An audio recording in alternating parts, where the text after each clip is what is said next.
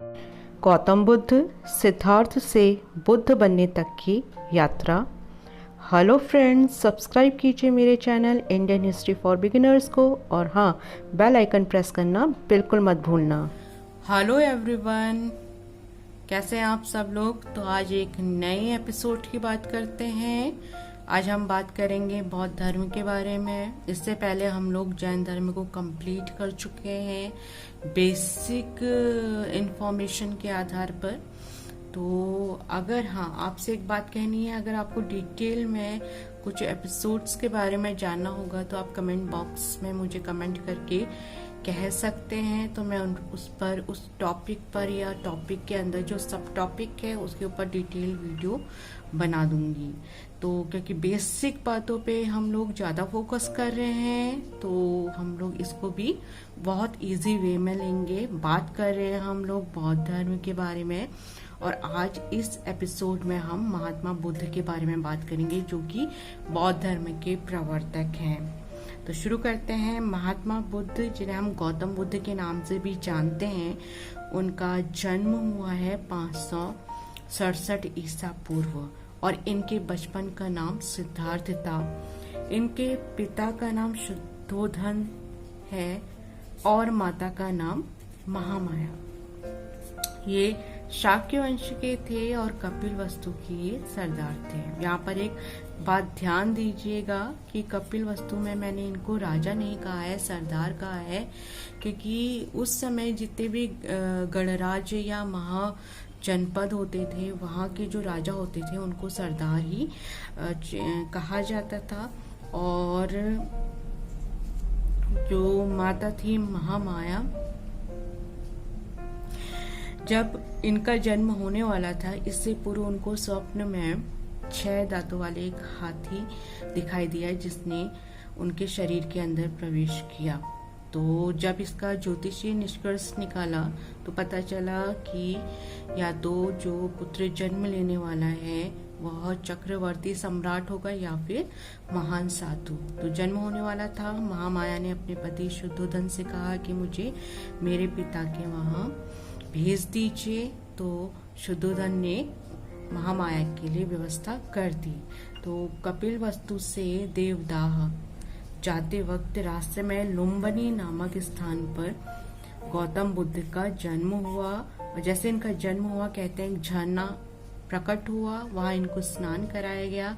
इसके बाद ये 7 कदम चले और 7 कदम चलने के साथ ही इन्होंने 7 मंत्रों का उच्चारण किया और उन मंत्रों का अर्थ ये था कि मैं अच्छाई का उदाहरण बनूंगा।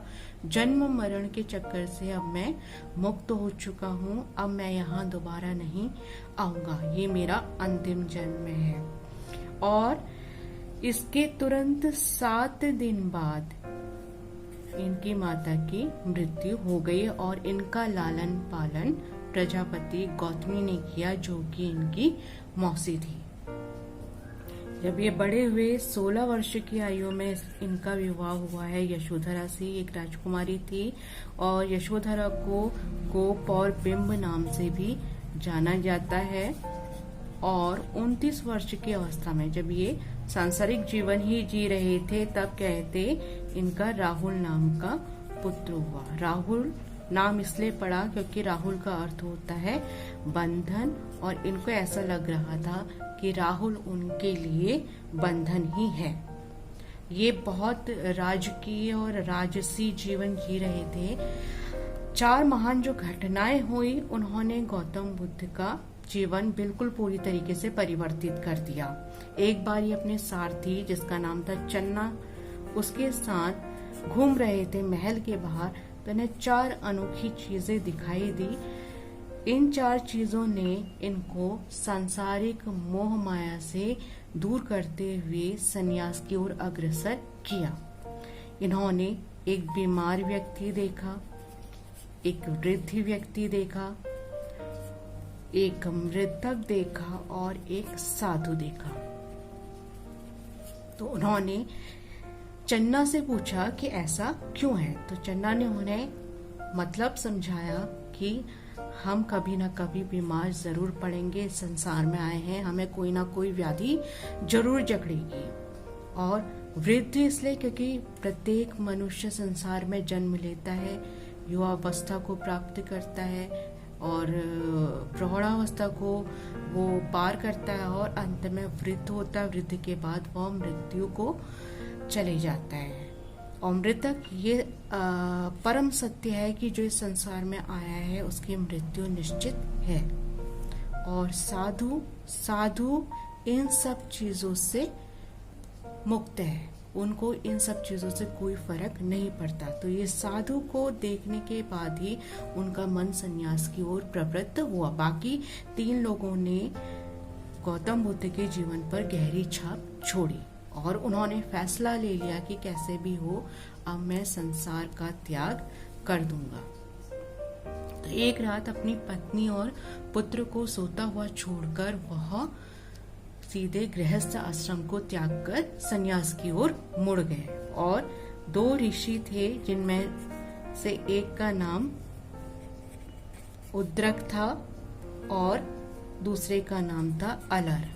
इनके चरणों में बैठकर उन्होंने ध्यान लगाने की विद्या सीखी।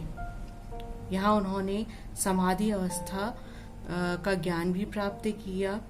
फिर एक जगह थी उरुवेल, वहां पहुंचकर इन्होंने पीपल के पेड़ के नीचे कठिन तपस्या की। हालांकि तपस्या करते वक्त इनको बहुत ज्यादा समस्याओं का सामना करना पड़ा।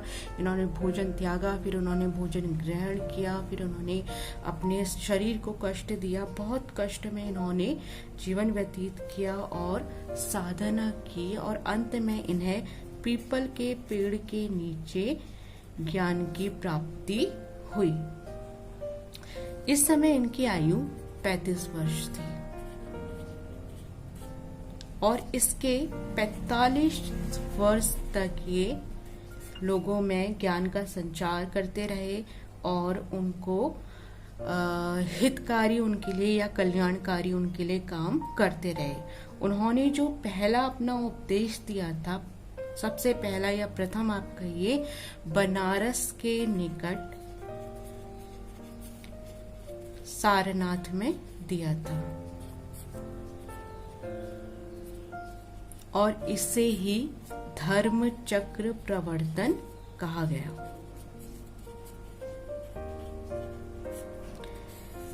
गौतम बुद्ध संसार के भागों में, प्रत्येक भागों में भ्रमण करते रहे और अपनी जन्मभूमि भी ये बाद में गए। जहां बाद में इनका पुत्र इनका शिष्य बना, उसने भी बौद्ध धर्म ग्रहण कर लिया और अंत में बौद्ध धर्म का पालन करते हुए, बौद्ध धर्म को प्रचारित और प्रसारित करते हुए अंत में 80 वर्ष की अवस्था में इनका देहावसान हो गया। तो ये कहानी बहुत शॉर्ट में मैंने बता दी है। कैसी लगी आप मुझे ज़रूर बताइएगा। मैं बहुत ढेर सारी चीज़ें इसमें स्किप कर रही हूँ, वो इसलिए क्योंकि मुझे अभी बेसिक चीज़ें आपको क्लियर करनी है। आप कहेंगे तो मैं डिटेल में एक वीडियो ज़रूर बनाऊंगी, क्योंकि बौद्ध धर्म बहुत अपने आप में बड़ा है। उसके बारे में हम एक पेज में या 5 या 10 मिनट में नहीं समझ सकते हैं। तो ये सब आप पे डिपेंड करता है। Till then, bye bye.